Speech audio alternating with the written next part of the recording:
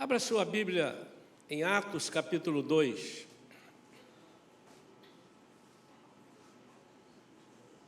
Vamos ler a partir do versículo 41 até o 47. Atos capítulo 2, 41 a 47.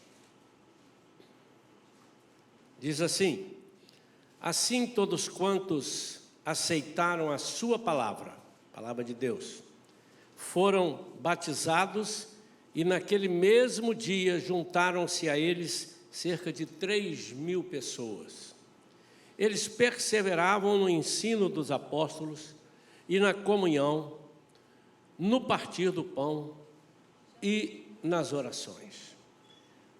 E na alma de cada pessoa havia pleno temor, e muitos feitos extraordinários e sinais maravilhosos eram realizados pelos apóstolos. Todos os que criam estavam unidos e tinham tudo em comum. Vendiam suas propriedades e bens e dividiam o produto entre todos, segundo a necessidade de cada um.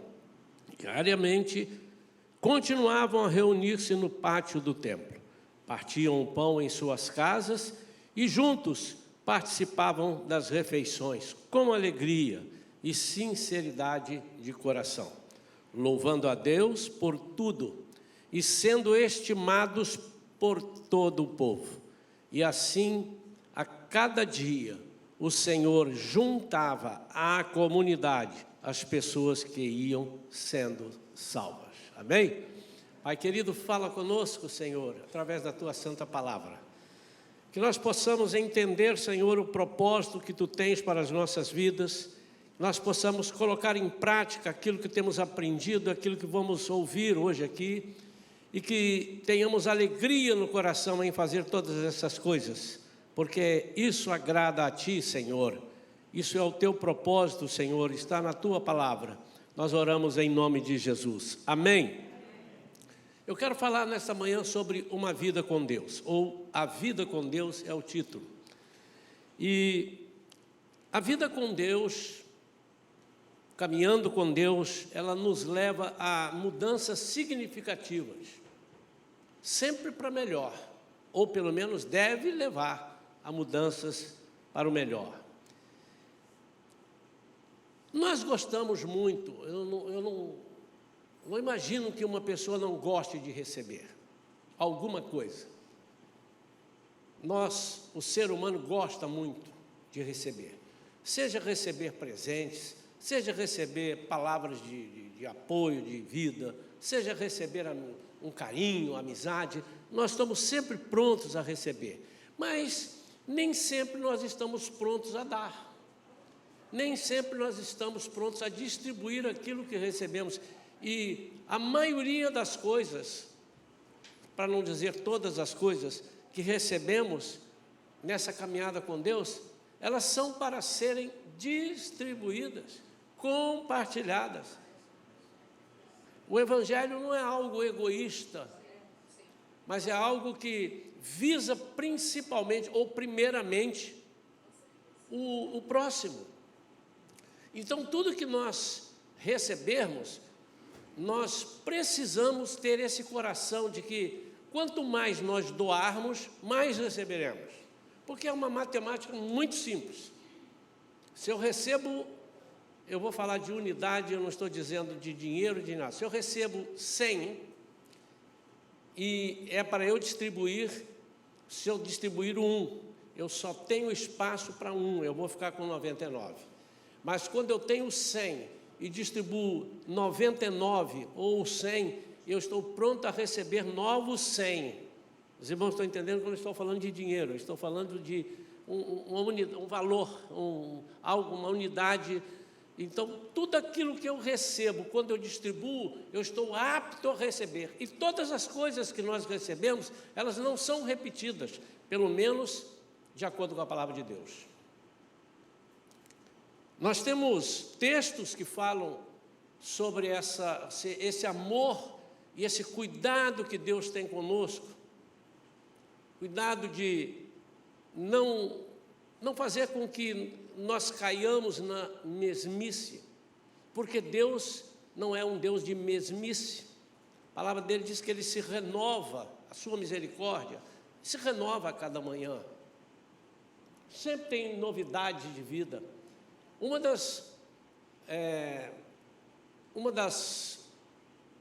Dos exemplos é a própria palavra de Deus. Há quantos anos a Bíblia foi escrita? Não tem nenhuma mudança, que vamos acrescentar mais 5 capítulos aqui em Atos, vamos acrescentar mais 2 capítulos em Jeremias, ou em Mateus, não. E como é que pode? Por exemplo, sobre esse texto, que eu me lembro, eu já preguei algumas vezes, 6, 7, 10 vezes, no mínimo.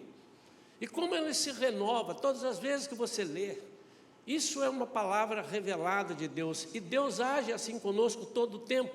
Você já imaginou se Deus fosse um Deus repetitivo? Que tristeza, que angústia. Por quê? Porque isso é o protótipo do que será o céu, isso é um exemplo, isso é algo que nós vamos receber lá.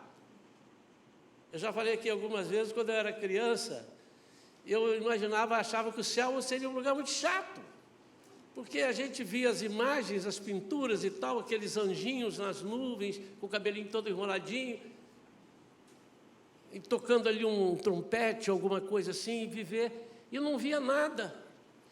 Deve ser muito ruim ficar ali. Não teremos dores, não teremos tristeza, não teremos angústia, mas vai ser uma monotonia muito grande, eu imaginava. Mas com o passar dos tempos, a gente foi lendo, aprendendo, estudando como será o céu, a Bíblia diz, né? E vai ser magnífico, irmãos. Vai ser magnífico. A gente vai morar numa cidade que nós não sabemos onde ela está. Se é aqui, se é nos Ares, mas ela já tem as suas proporções, as suas medidas. Está lá em Apocalipse. 2.500 quilômetros de comprimento, 2.500 quilômetros de largura, 2.500 quilômetros de altura. Olha que cidade. Já está escrito ali, irmãos. Jesus revelou isso para João, está escrito. A Bíblia fala acerca das coisas maravilhosas que experimentaremos, e uma delas é que aprenderemos com Deus, todos os dias Ele estará nos ensinando. E se Ele é eterno, e nós seremos eternos, e seremos, eternamente nós vamos aprender, não vai faltar sabedoria para nos ensinar. Mas isso é lá no céu, onde muitas coisas que nós precisamos plantar aqui, lá não precisaremos. Eu quero compartilhar com os irmãos, então. Eu quero trocar uma ideia com os irmãos acerca de como devemos viver uma vida com Deus. Obviamente que eu não tenho nenhuma pretensão de dizer assim, olhem para mim e vocês vão aprender como viver uma vida com Deus. Mas isso precisa também estar em mim. E nós vamos, inclusive, aprender que vocês vão olhar para mim, olhar para o irmão, e vão saber discernir aquilo que no irmão não presta e que você não vai copiar. E além de não copiar, você vai ensinar, você vai ajudar com que ele perca algumas coisas que podem estar trazendo transtorno para outras pessoas. Amém ou não? Diariamente recebemos de Deus muita coisa. A nossa provisão, nossa saúde, a nossa alegria, a nossa paz e muitas surpresas agradáveis. Às vezes nós confiamos tremendamente que nós temos capacidade através dos nossos esforços, do nosso trabalho. Então, o produto de nosso trabalho, nós ganhamos dinheiro e quanto mais dinheiro nós temos, nós estamos bem. Mas a comida pode acabar e você tem dinheiro e não tem para comprar. Ele cuida da provisão.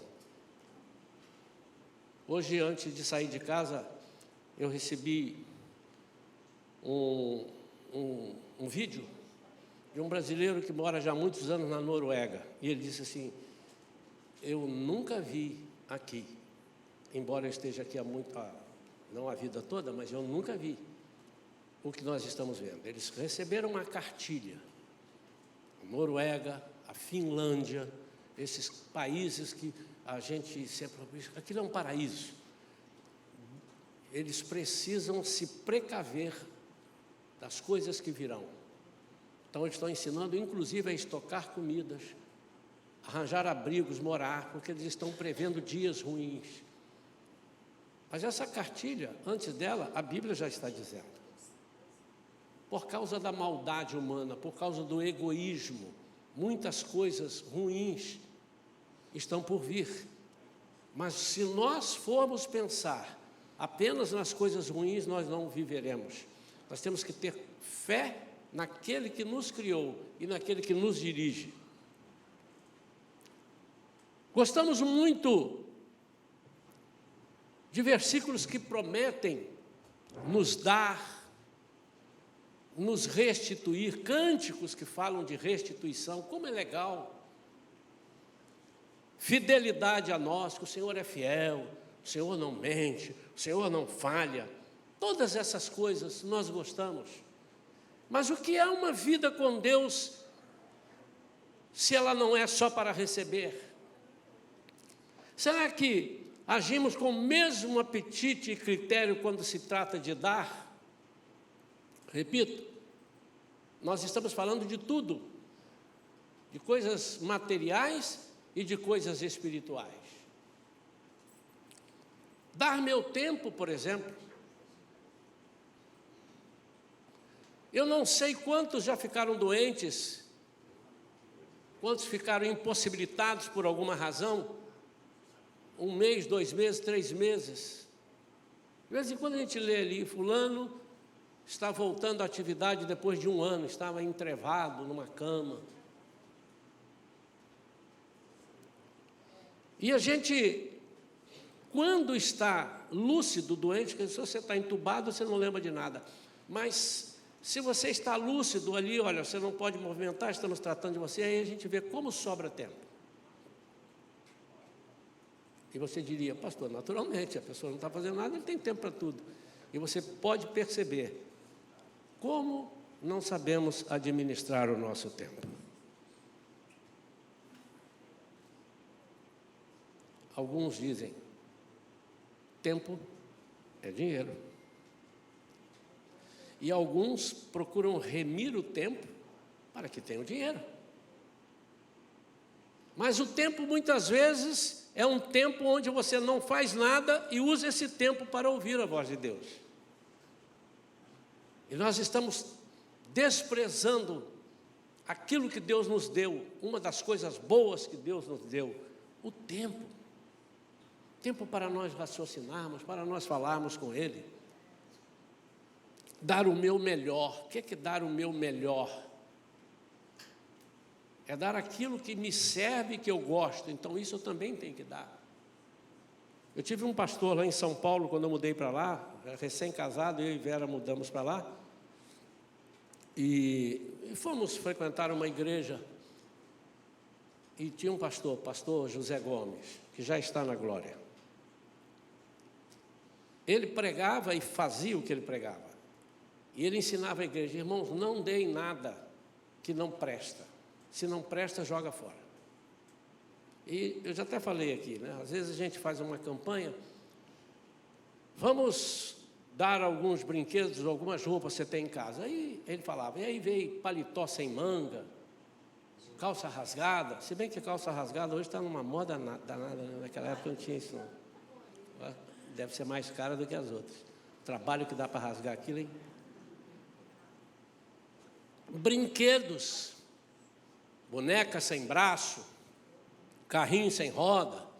E ele dava uma bronca na igreja, ele era um baiano alto, forte, e ele dizia, irmão, isso aí não serve nem para o capeta.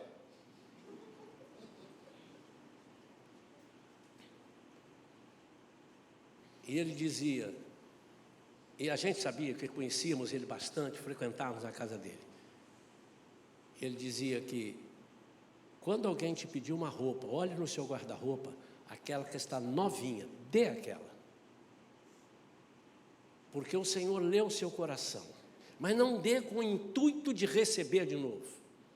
ou receber mais. Mas dê, porque você diz assim, eu quero ver o meu irmão bem vestido. E você vai ver quantas roupas novas você receberá. Eu não sei se vocês já fizeram esse teste. Parece que elas chocam ali dentro do guarda-roupa e vão criando e surge. Só um pequeno detalhe. Distribuir o que tenho recebido, em que sentido? Em todos os sentidos. Se eu tenho recebido de Deus uma palavra, eu preciso distribuir essa palavra. Nós estamos estudando aqui na Escola Bíblica Dominical, nosso esforço, sobre o livro de Atos. E esse trecho que eu li é uma parte do que estamos vendo no livro de Atos.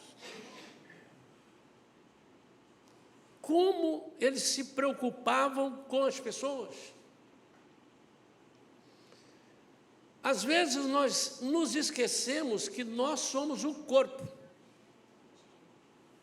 E eu nunca vi, mas nunca vi mesmo, e nem tenho conhecimento.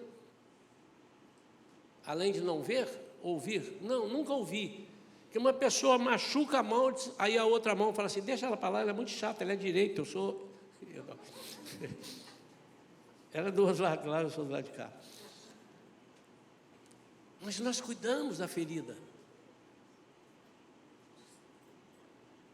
E nós desprezamos esse corpo que nós somos o corpo de Cristo aqui. Eu falei uma vez aqui, fui mal interpretado, a pessoa teve má vontade com a minha palavra, a palavra que eu preguei, andou espalhando uma coisa, e eu entreguei na mão de Deus. Eu disse assim, isso aqui é um corpo de Cristo. A outra igreja ali não é outro corpo de Cristo, não é um corpo de Cristo.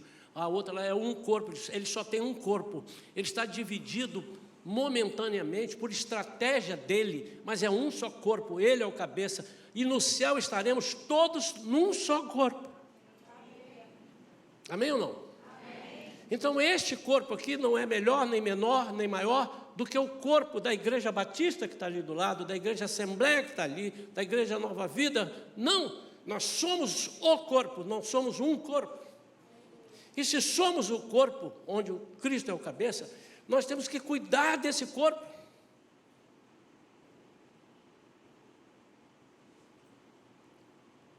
Eu já dei esse exemplo aqui, mas certamente alguns não viram, né? Assim como a Bíblia, os exemplos podem ser sempre renovados. Imagina, se somos um corpo, esse corpo trata do corpo, e não esperamos que um corpo que não é corpo, um corpo que está fora desse corpo, que confusão que eu fiz agora, irmão. Um corpo estranho, venha cuidar de nós. Nós é que cuidamos de nós, e cuidamos até dos outros. Querem um exemplo? Por exemplo, eu estou aqui agora conversando com os irmãos, e chutei aqui, machucou aqui. Aí ele sai correndo e vem aqui, não, a mesma hora, esse corpo faz assim, ai. Porque o corpo cuida do corpo, mas o corpo também cuida dos outros. Por exemplo, eu vou passando aqui, caio aqui, machuco ali, levanto o Gustavo e me pega. Eu estou falando de pessoas agora, diferentes. É quando nós podemos fazer isso com as pessoas que não conhecem o que é o corpo de Cristo, com que intuito? Que ele faça parte, que ele deseje fazer parte deste corpo. Essa é a diferença da igreja, para tudo aquilo que não é igreja.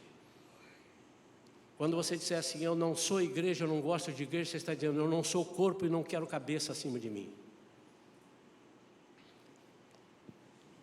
Nós costumamos fazer, doar, ajudar com as coisas terrenas, com as coisas perecíveis. E eu conheço muita gente que gosta de dar presente. Nós distribuímos nossos bens, avisamos de promoções, o Guanabara, guarda aí o dízimo dessa, viu Guanabara? O dízimo dessa propaganda que eu estou fazendo aqui, enche a gente aqui de feijão e arroz. O Guanabara, o Mundial, ou não sei, o supermarket que está aqui do lado, está com uma promoção. A manteiga que custa 15 está por 8, a boa, vai lá. Nós avisamos, nós gostamos de fazer isso, mas nem sempre nós temos esse apetite com as coisas espirituais. Ou porque não sabemos fazer, ou porque temos medo de fazer. Por que não fazemos com as coisas espirituais? Por quê? Porque talvez não sejam vistas, não sejam palpáveis. Você percebe a mudança, mas se eu dou uma camisa nova para alguém aqui, minha ou que eu comprei, logo eu vou ver e as pessoas verão, puxa vida, que camisa bonita, ai, ganhei. Por que não? Puxa vida, mas você está tão diferente, você andava meio macambúzio, sorumbático, embezerrado. Conhece esses termos, irmão? Escreve aí, você vai procurar no dicionário. Querem dizer a mesma coisa, ser triste, cabisbaixo, você andava assim, mas você agora está alegre, falante, como é? Disse assim, fulano me deu o quê?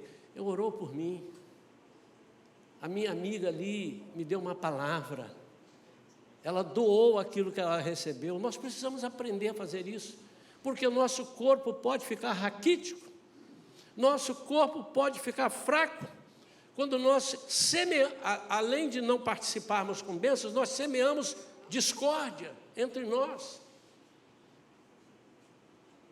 Há muito tempo, irmãos, que eu não como torresmo. Os irmãos vão rir, mas é verdade. Eu sempre gostei de torresmo, né? A igreja sabe disso. Eu até achava que no céu ia ter torresmo, porque diz que o céu é lugar de delícias. Há muito tempo. E essa semana aqui, fui almoçar, era feijoada, eu olhei assim e falei assim, não vou comer não. Mas quando eu olhei, irmão, eu vi uma carne ali, e eu vi um torresmo, e falei, esse torresmo parece que foi bem feito. E comia uns 2 ou 3, acreditem, eu comia 15. Comia uns 2 ou 3. Irmãos, acabei de comer. É como se eu estivesse falando, semeei discórdia no meu corpo. Começou tudo a pitar fora de hora. Começou tudo a roncar sem estar dormindo. Que coisa ruim. Já pensei logo, vamos passar ali na farmácia, eu estava no shopping, vamos passar ali na farmácia que eu quero comprar um trem daquele que é amargo, mas resolve. Vou tomar, porque... Vamos tomar um café amargo ali. E eu estava amargo, porque eu semeei discórdia. Eu não comi nada que fosse saudável. Não é para mim.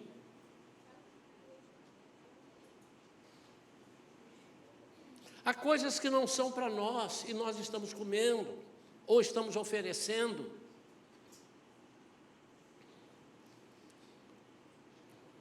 Como serviam os servos de Deus na época da lei?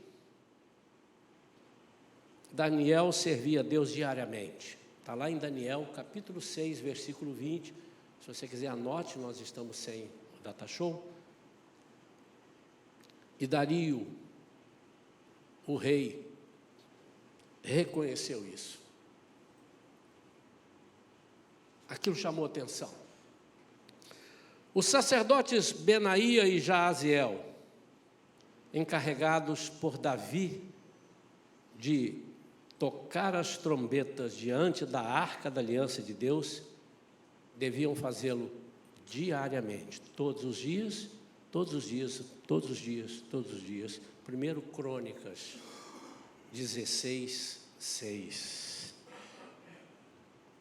No Salmo 27, versículo 4, Davi diz, buscarei eu viver na casa do Senhor todos os dias da minha vida. Obviamente ele não está falando, eu vou morar dentro do templo da Shalom, eu vou morar numa sala dessa, não. Ele sabia o que era a casa do Senhor.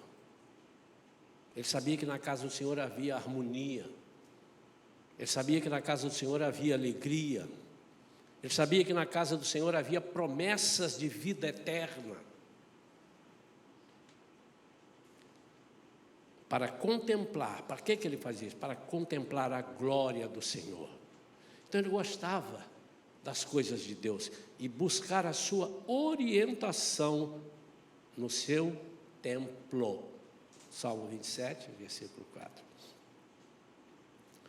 Mas vamos ver como é que o Senhor nos trata.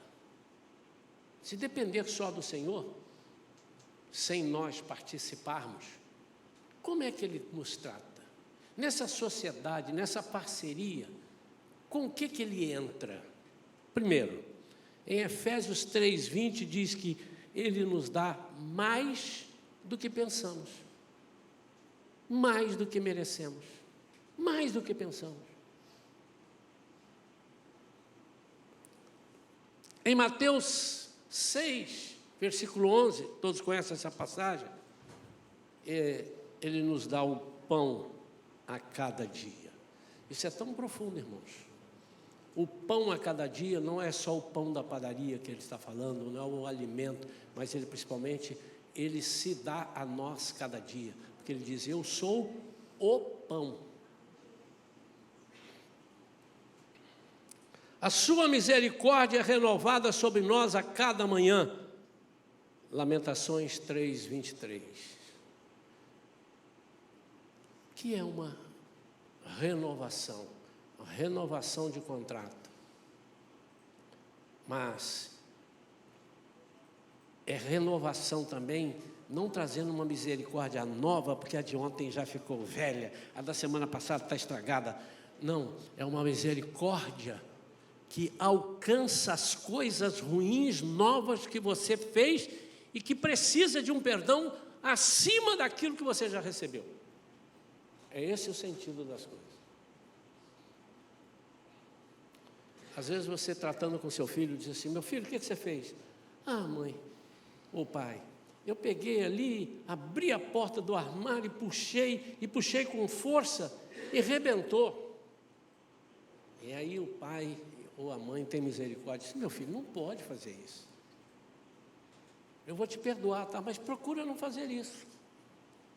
Mas aí depois, meu filho, o que você fez? Pois é, aquela porta eu puxei, ela soltou, e agora eu quebrei e queimei ela. Com fogo. Joguei na vidraça ali, bateu, quebrou o vizinho. Você precisa de um perdão acima daquilo que eu já te perdoei. Agora você foi um pouco além.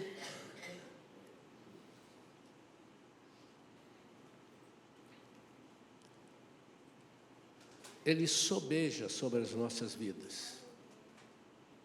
Lucas 6:38, ele diz, eu quero explicar esse versículo, irmãos, porque quase todo mundo pensa nesse versículo apenas tão somente como sendo bens materiais. Que ele nos dá uma medida recalcada, sacudida, transbordante. Essa passagem não se refere especificamente ou unicamente a ofertas e contribuições. Mas há algo ainda mais abrangente. Milagre.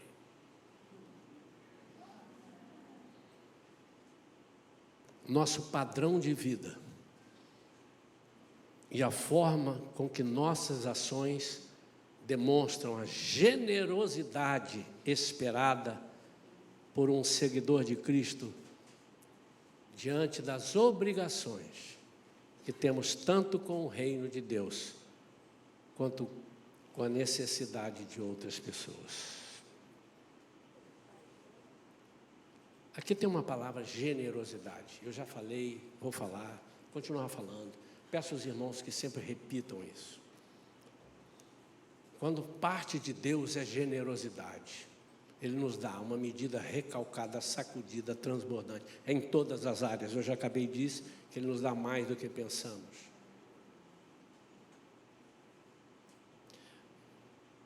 Mas nós às vezes esquecemos de ser generosos, ou ainda não aprendemos a ser generosos.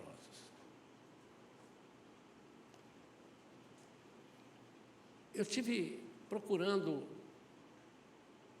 uma definição para generosidade, embora o dicionário diga, mas é uma definição prática. O que é generosidade? O que é ser generoso? Primeira coisa que é ser generoso, eu sou generoso quando eu te dou alguma coisa que você nem está pedindo. Coisa boa, tá? Porque coisa ruim, não, eu te dou um tapa, não sou generoso. Aquilo que você não está pedindo, e você é surpreendido por um ato meu. Repito, eu não estou falando de coisas só materiais, mas também materiais. Quando você surpreende uma pessoa e traz, olha aqui, eu lembrei de você, trouxe esse, eu estava viajando, eu passei na rua, está aqui, ó, trouxe. Todas as vezes que eu vou lá para o lado de Caraí, que eu estou sozinho, às vezes eu vou lá cortar cabelo, ou vou lá fazer alguma coisa, estou sozinho. Não porque eu estou sozinho, os irmãos vão entender. Eu passo ali na beira-mar, anota aí também para dar o dízimo da propaganda. E compro um quindim daquele grande, como a Vera gosta. Aí eu chego em casa, presente, ela, uau, quindim. É generosidade. Ela não me pediu, ela falou, você vai lá, aproveita, às vezes ela fala, traz pão, traz isso, mas aquilo que eu sei que ela gosta, e não pediu. Esse é um exemplo de generosidade. Mas, não só nas coisas materiais. Irmãos, como nós temos dificuldade, nós não Shalom, mas também Shalom, nós seres humanos, como temos dificuldade de olhar para uma pessoa, está tudo bem? Tudo bem. Deixa eu orar por você. Deixa eu orar por você. Eu não sei quantos já experimentaram isso, mas todas as vezes, praticamente todas, sem exceção, praticamente, todas as vezes que eu fiz isso, a pessoa se surpreendeu, e algumas choraram. Eu estava precisando. Nem sempre o Senhor te revela, ore por ele, porque ele está precisando. Mas Ele quer que você use a sua generosidade espiritual, porque ela sempre vai achar terreno fértil. Irmãos, façam isso. Primeiro façam porque eu estou pedindo. Primeiro façam o que eu estou pedindo. Eu vou agradar o pastor, vou dar um presente para o pastor. Qual é? Eu vou fazer o que ele pediu. Depois você vai tomar um susto positivo. Diz, meu Deus, como isso me fez bem. Porque não tem como não fazer bem. Você está distribuindo com amor. Você foi orar por uma pessoa. Às vezes não é orar. Tudo bem? Você sabe o que eu aprendi, irmãos? Alguém fala assim, está entre irmãos, precisa falar a paz do Senhor. Mas ela foi feita, se você estudar em Atos, você vai ver isso. Principalmente para os que não têm a paz do Senhor. Para os que não são crentes. Não é feio, é porque nós acostumamos. Passeou, irmão? Passeou. Até passeou, né? Nem a paz do Senhor. Passeou. Mas isso é tão profundo. E às vezes a pessoa está em guerra interna, ele está sendo agredido, ele está sendo mal interpretado, ele está sendo maltratado em alguma área da sua vida, na sua família, e alguém chega e diz, a paz do Senhor Jesus não tem como não funcionar. Se você não consegue orar, e seja sábio, não ore onde você não pode orar. Pelo menos da forma convencional. Você está na fila de um caixa do supermercado, tem uma fila lá assim, e você chegou a sua vez, aquele povo, você olha assim, tem aquelas pessoas bufando de... Você não vai falar, caixa, pare tudo que eu vou orar por você. Então, você já sabe, irmãos. Mas você pode orar.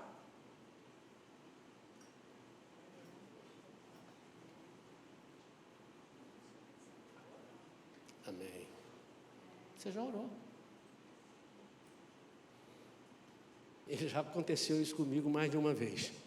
Eu estou assim olhando e a pessoa fazendo lá, não era plausível que eu orasse em voz audível, não era um ambiente, não tinha um negócio, mas eu tinha que mandar uma flechada para aquela pessoa ali. Aí eu comecei a orar em silêncio ali, orando. De repente a pessoa parou de fazer, olhou para mim e falou assim, o quê? Não falei nada. Mas você está me olhando diferente? É? Que bom. Também não tem que explicar, porque não era a hora de explicar ali. Porque nós achamos que a nossa oração é que faz. Não, é o movimento da nossa oração é que faz. Eu oro a Deus e Deus age. Eu mando para Deus, Deus dá o tiro. Deus dá a flechada. Deus dá, então é de lá. Então, faz a sua parte. Ah, mas se ele já sabe, ele faz. Então, ele não disse para nós pregarmos o evangelho, porque ele mesmo pregaria de lá do céu. Continuando.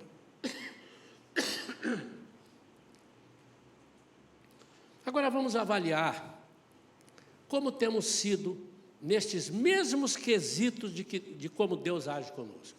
Então, primeiro, Ele nos dá mais do que pensamos. Fala de superar expectativas, de dar por graça, sem mérito. Será que nós temos feito isso? Eu não vou dar, ele não merece. Então é por isso que ele precisa de graça. Porque a graça é só para quem não merece.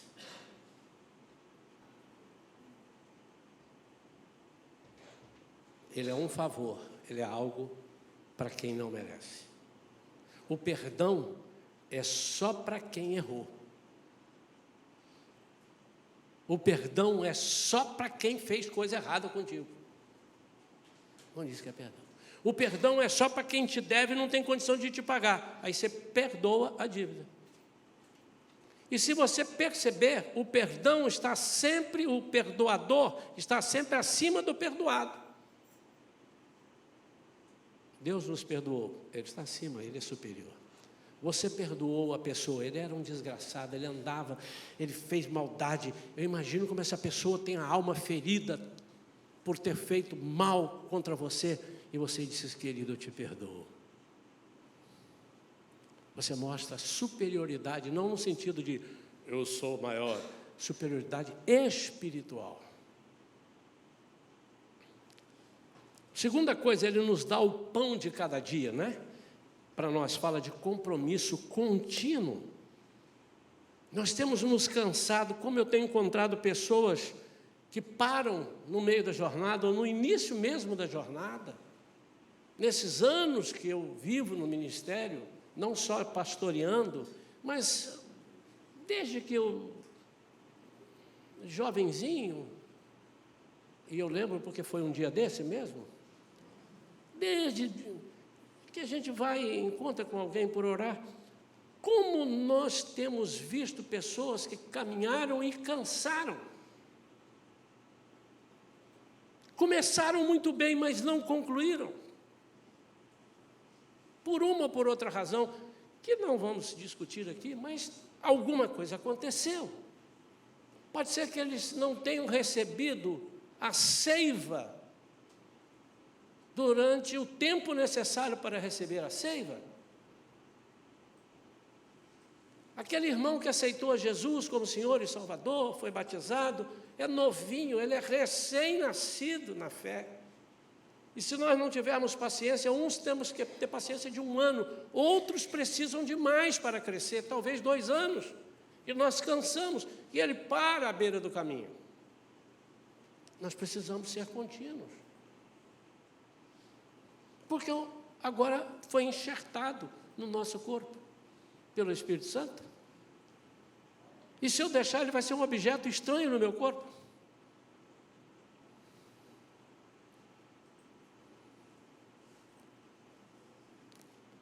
O terceiro fala sobre a misericórdia, que é renovada sobre nós a cada manhã.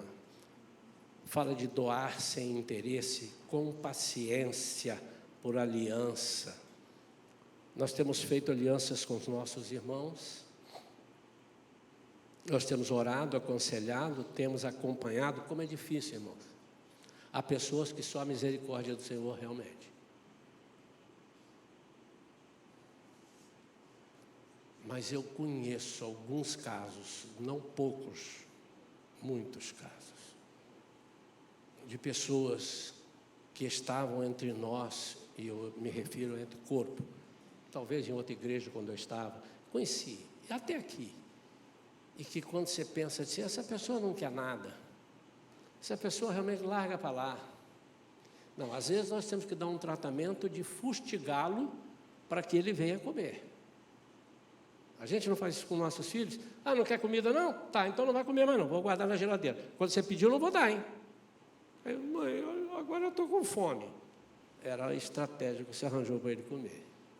Então, às vezes, nós fazemos isso. A pessoa, a gente percebe que não quer, você não quer? Quando você quiser, eu estou aqui. Aí a pessoa depois vem. Mas eu me refiro muito mais à nossa falta de paciência. Porque cansa, irmãos. Lidar com o ser humano cansa. Sempre tem uma coisa que ele vem contar para a gente. Não é para o pastor, não, para a gente, para nós. Ah, meu Deus. Ah, meu Deus, de novo. Ah, Jesus, tem misericórdia do meu Senhor. Mas essa pessoa não consegue se livrar daquilo e você precisa dar mais. Quem sabe uma sacudida, não sei. Em alguns casos o Senhor vai ter que te falar mesmo, outras é aquelas que você aprendeu na palavra, vai aplicando. Mas vai ter casos onde você diz, Senhor, eu não tenho a menor ideia do que eu faço. Me informa. Deus tem tido paciência conosco e nós temos tido paciência com os outros.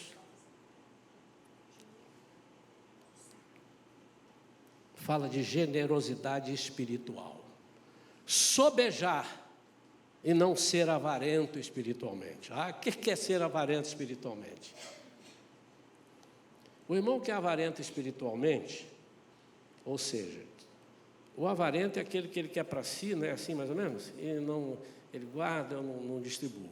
O avarento espiritualmente é aquele que não se preocupa muito em distribuir o que ele tem e ele quer mais guardar para ele. Mas como é que começa isso? Eu tenho feito umas pesquisas, né? Assim, como é que pode ser isso? Quando a gente vê que uma pessoa não tem muito ânimo, muita disposição de orar, de ajudar, de conversar, é porque ele tem pouca oração com Deus. Ele ora pouco. Leitura? Não, se ele ora pouco, ele não lê nada. Concorda comigo? Porque as coisas estão juntas. Se eu não consigo falar com Deus, eu consigo orar sobre, eu consigo ler sobre Deus? Não. Então essa pessoa é aquela que a oração deve ser assim, ó. Uma vez eu estava com um amigo, ele gostava de fazer umas brincadeiras, que eu não aprovo brincadeiras com as coisas de Deus. Mas ele falava assim, ele sentava para almoçar, tu sabes, Senhor. Bom, vamos começar com ele. Que oração é essa? Mas tudo que eu vou falar ele já sabe. Não é assim. Ele quer ouvir, e principalmente que você verbalize, você fale em tom audível, para que o diabo ouça que você é agradecido a Deus por aquilo que você está recebendo.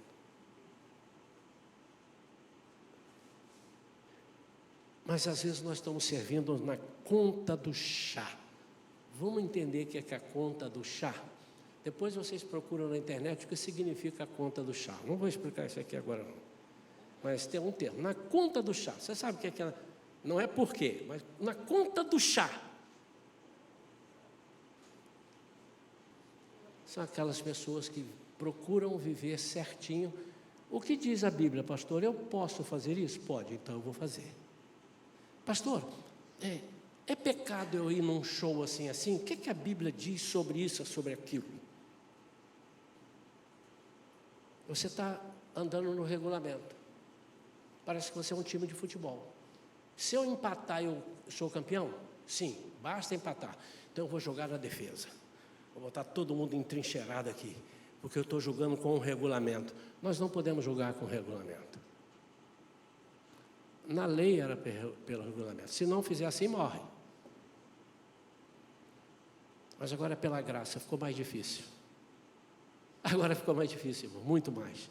Porque Deus te deu a liberdade de você decidir. Deu a liberdade de você decidir. E nós não podemos andar na conta do chá. Nós temos que estar com estoques. Sempre, cada dia, buscando mais em Deus. A vida com Deus, sintetizando, é uma vida onde eu usufruo das coisas maravilhosas de Deus. Mas é também uma vida onde eu demonstro que Deus está comigo. Isso não significa que você nunca estará triste, nunca você vai dar uma bronca numa pessoa, nunca você vai sair do sério. Não, não, não, não significa isso. Pastor, então eu posso fazer isso? Irmão, você pode, mas por que você quer fazer isso? Mas quando você fizer, existe um advogado. Filhinhos, não pequeis, mas se pecardes, há um advogado, nosso Senhor. Mas não é para você pensar no regulamento. Então a nossa vida precisa ser uma vida que as pessoas olham e dizem, tem prazer. Eu entrei uma vez, para concluir aqui, numa loja, tinha uns 3 funcionários assim, e tinha uma pessoa, eles não estavam de uniformes, e uma pessoa me atendendo e falando acerca dos produtos e tal, e com tanto interesse, eu falei assim, deve ser o dono. E eu perguntei, você é dona? Eu disse, não, quem dera. A moça falou, aliás, eu estou aqui já há um tempo e faço isso como se fosse realmente o último emprego que estaria na minha vida. Só faltou perguntar para ela, mas não perguntei, que eu poderia ter uma resposta atravessada e ia ficar sem graça. Quase que eu perguntei, você é crente? Eu com medo dela dizer, Deus me livre. Eu sou de uma época jovem, que o meu patrão, lá na agência de automóveis onde eu trabalhei, ele disse assim, tem alguém lá na sua igreja para trabalhar na minha casa? Mas eu queria assim, alguém crente. E ele não era crente. Mas hoje em dia, disse assim, algumas pessoas disseram, eu não quero nada com crente. O que é que nós estamos fazendo, irmãos? O que é que mudou, irmãos? Por que nós estamos dando esse mau exemplo, irmãos? Por que estamos dando esse testemunho, irmãos? Por que as pessoas estão vendo rancor em nós? Por que as pessoas estão inseguras de falar conosco alguma coisa? Uma vida com Deus, além de eu usufruir, aliás, porque eu usufruo, eu preciso distribuir aquilo que eu tenho usufruído. Vamos orar? Vamos ficar de pé.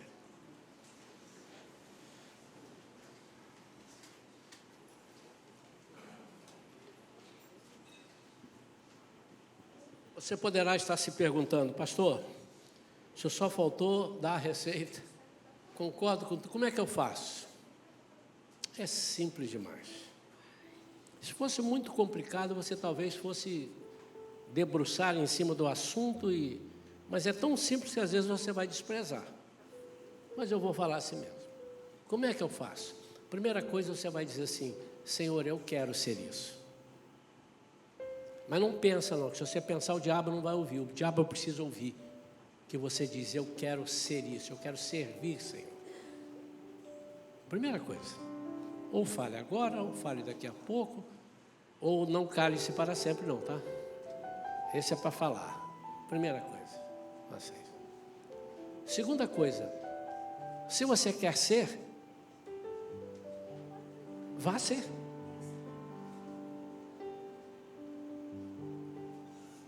Pastor, eu quero muito ir passear nos Estados Unidos. Eu encontro você 10 anos, e aí, o que você quer? Quero muito ir passear nos Estados Unidos. O que você fez? Ué, eu só estou dizendo que eu quero. Não, irmão, você tem que tirar o passaporte, você tem que pegar o visto, você tem que comprar a passagem. Ah, é? É. Senão você não vai. Não é fácil? Então primeiro diga que quer e depois busque. Buscar-me-eis e me achareis. Mas tem um se. Se me buscardes de todo o coração.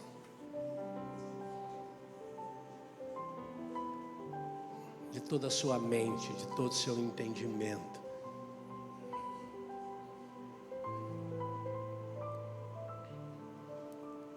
Me receitaram um remédio para eu tomar para o estômago há um tempo. Vocês já comeram alguma coisa ou tomaram alguma coisa ruim? Pois essa é 10 vezes mais. Que coisa horrível. pelo menos para mim. Mas o médico disse, olha, é ruim, mas se fosse chocolate não ia te fazer bem. É isso aí, para tratar isso aí, é isso aí. Vai, que você vai acostumar. E eu comecei. No segundo dia, no terceiro dia, no quarto dia eu já nem percebia mais. Por quê? Treinamento.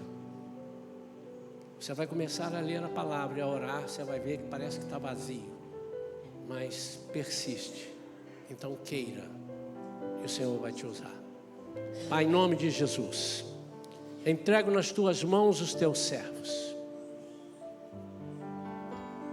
Quem sou eu, Senhor, para ir além do que fui? Eu trouxe a palavra que o Senhor me deu. Mas agora o teu Espírito Santo, desde o início eu sei, está falando.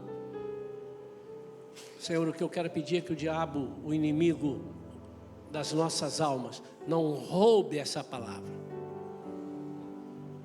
Não faça ela esfriar no interior das pessoas, na alma, mas que ela esteja viva, renovada a cada manhã.